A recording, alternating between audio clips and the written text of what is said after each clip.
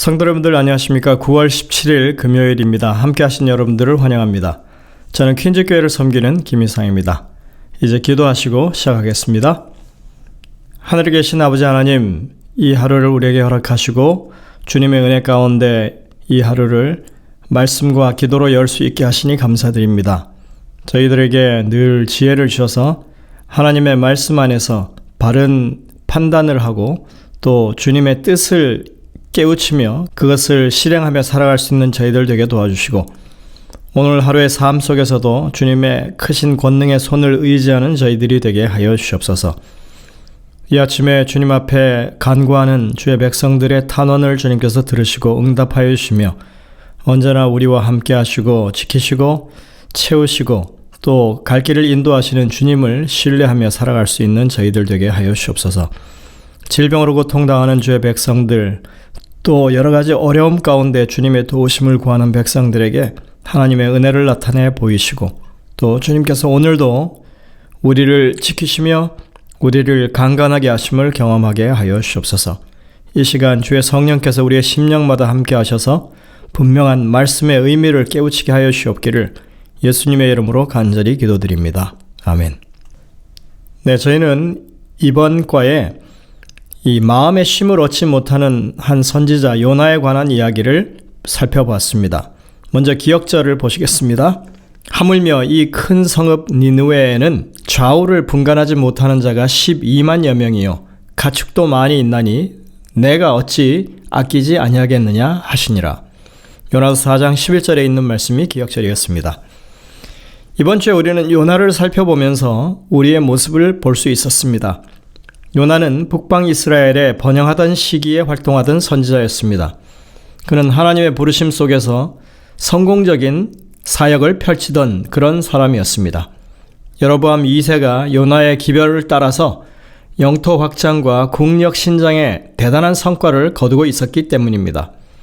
그러나 우리는 요나서의 내용 가운데서 그의 성공담을 거의 접할 수가 없습니다. 1장에서부터 우리는 그의 실패담을 듣습니다.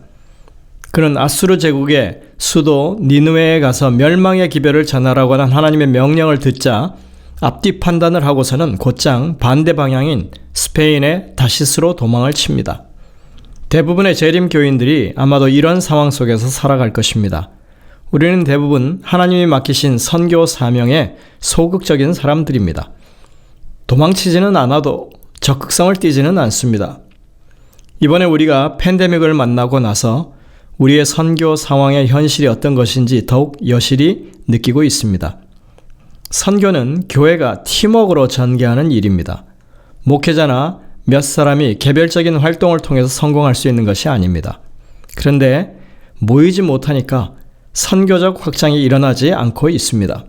그러나 우리가 선교 사명에 적극적이었더라면 우리는 이 상황을 타개하기 위해서 더욱 다양한 시도를 했을 것입니다. 하지만 우리는 그런 선교 훈련이 지금까지 미흡했기 때문에 더욱 위축될 수밖에 없었고 활동은 점점 소멸되어 가고 있습니다.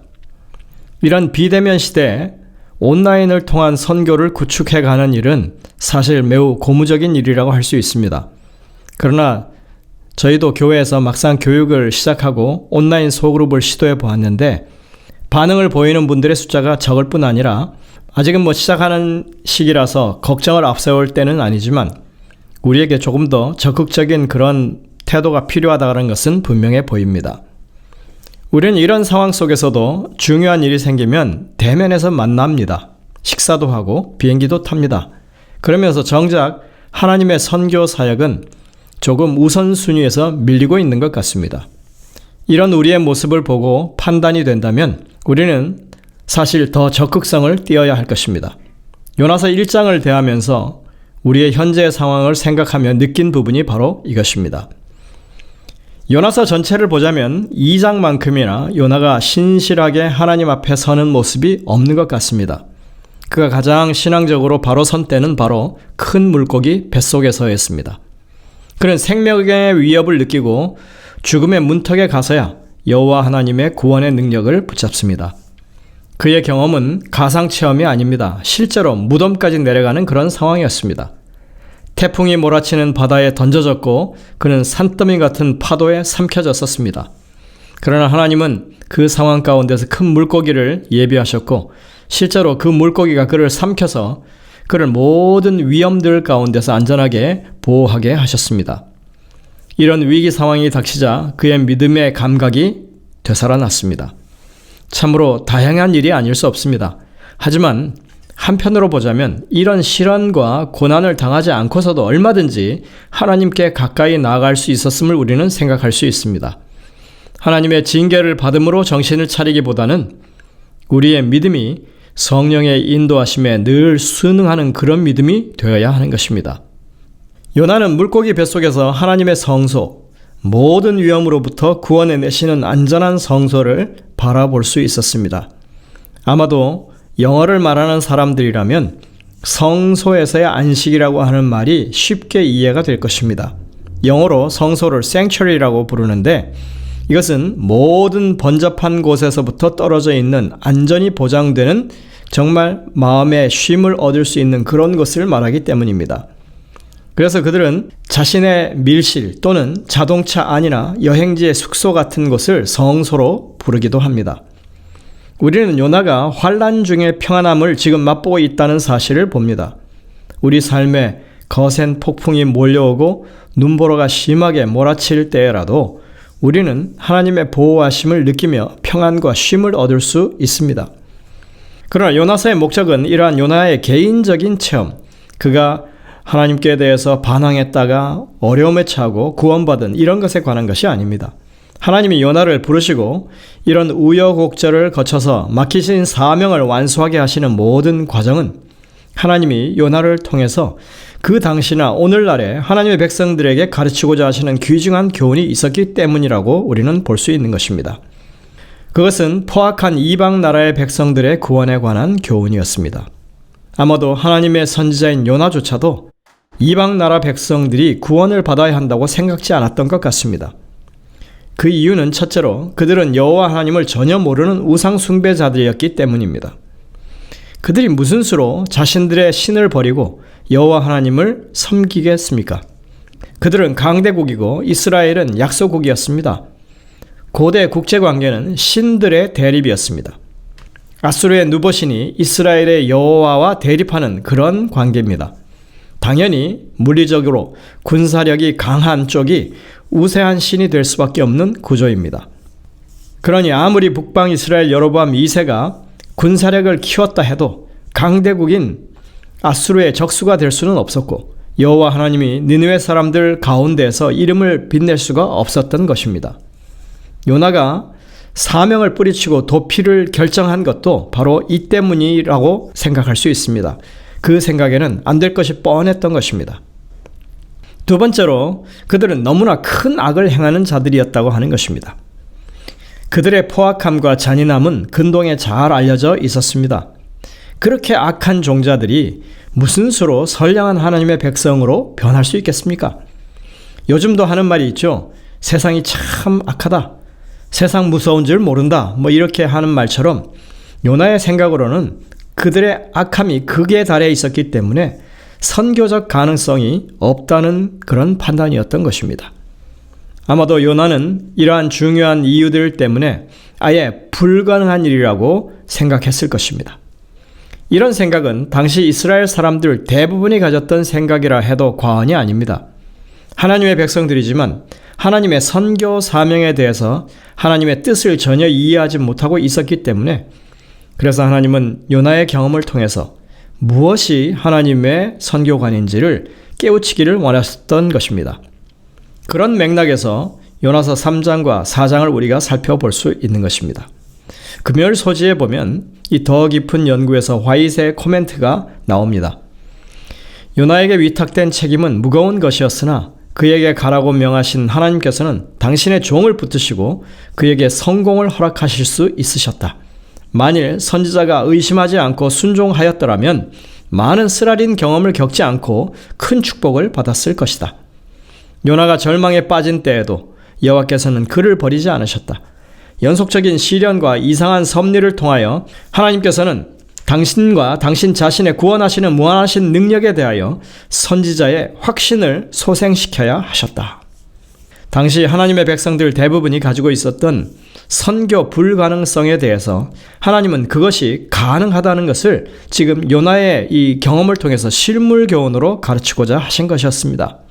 그래서 그들의 마음 가운데 하나님께서 하실 수 있다고 하는 것을, 그런 확신을 소생시키도록 하나님께서 역사하셨다는 것입니다.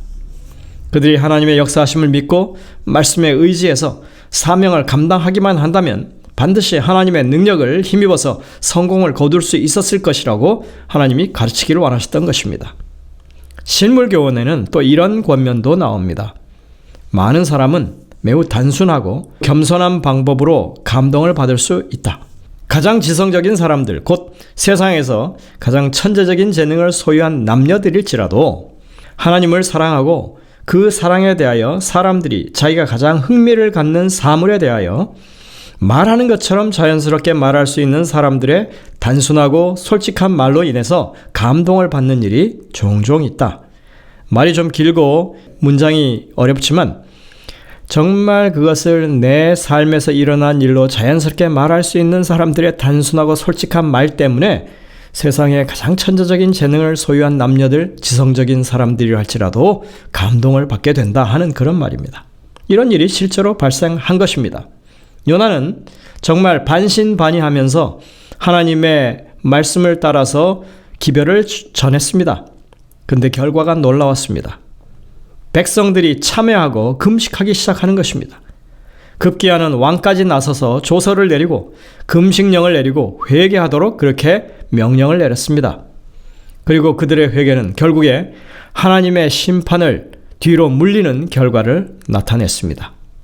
아마도 요나는 이렇게 일이 신속하게 그리고 효과적으로 일어난 것이 정말 당황스럽고 의아했을 것입니다. 그리고 그는 이제 그가 보기에 아직도 악하게 보이는 니느웨 백성들에게 하나님께서 내리시기로 하는 심판을 거두어 가신 것을 정말 불편하게 생각하는 것입니다. 저렇게 악하디악한 이방인들을 이렇게 쉽게 용서하시는 하나님, 그 하나님의 모습 속에서 자신의 처지가 우스워질 것을 그가 우려하게 된 것입니다. 저렇게 쉽게 거두어질 멸망의 기별을 왜 나로 하여금 이렇게 생명의 위협을 감수해 가면서 끌어다가 전하도록 하셨냐 하는 것입니다. 우리는 요나의 마음이 얼마나 하나님의 구원의 사랑으로부터 멀어져 있는지를 볼 수 있습니다. 세상에 선지자라고 하는 사람이 하나님이 이방인들을 구원하시는 모습을 보고서 불편해하고 있다고 하는 것이 말이 되지 않는 것입니다. 그래서 하나님이 4장에서 요나를 교훈하시는 그 사건이 나오는 것입니다. 그러면서 하시는 말씀이 이스라엘만 내 백성이 아니다. 내가 악인으로 규정하고 구원이 있을 수 없다고 하는 저 니느웨 사람들 12만여 명이 나는 정말 아까운 생명들이다. 그들 중에 있는 가축들의 생명조차도 나는 아낀다. 이렇게 말씀하시는 것입니다. 여러분들, 이 상황을 우리가 가만히 생각해 보면 정말 이제 하나님의 백성으로서 낯뜨거운 교훈이 아닐 수가 없습니다. 그러나 이러한 신랄한 교훈이라 할지라도 이 당대에 요나가 분명히 이 교훈을 얻었고 그 기별이 이스라엘 백성들에게 무언가 깨우침을 줬다면 그것은 값진 교훈이 아닐 수 없는 것입니다. 이렇게 이 교훈은 시대를 불문하고 값진 교훈이 되고 있습니다. 이방인들을 하나님의 구원의 대상으로 받아들이라는 것입니다. 이건 매우 중요한 선교적인 시점입니다. 그들에 대한 판단을 유보하고 하나님이 가지신 그 뜻, 하나님이 그들을 구원하시려고 하는 그 의지를 우리가 이해하고 명령에 준행하는 것이 우리가 해야 할 일이라고 하는 것을 우리가 다시 한번 자각하게 되었으면 좋겠습니다. 오늘 우리는 이렇게 마지막 시대의 주자로 부르심을 받았다고 생각하는 사람들입니다. 그런데 우리가 정작 이 부르심에 합당한 삶을 살지 못한다면 우리는 요나의 이 교훈으로부터 무언가를 배워야 하는 것입니다. 우리의 삶에서 오늘 우리가 해야 할 일이 무엇인지, 하나님을 우리가 어떻게 바라보고 또 그 명령을 따를 것인지, 우리는 주변에 있는 죽어가는 수많은 영혼들에 대해서 어떤 마음을 가지고 있는지 여러분들이 깊이 생각해 보시는 이 하루가 되시길 간절히 바랍니다. 기도하시겠습니다. 하늘에 계신 아버지 하나님, 오늘도 이 말씀을 통해서 우리에게 말씀하시고 또 깨우침을 주시니 감사드립니다.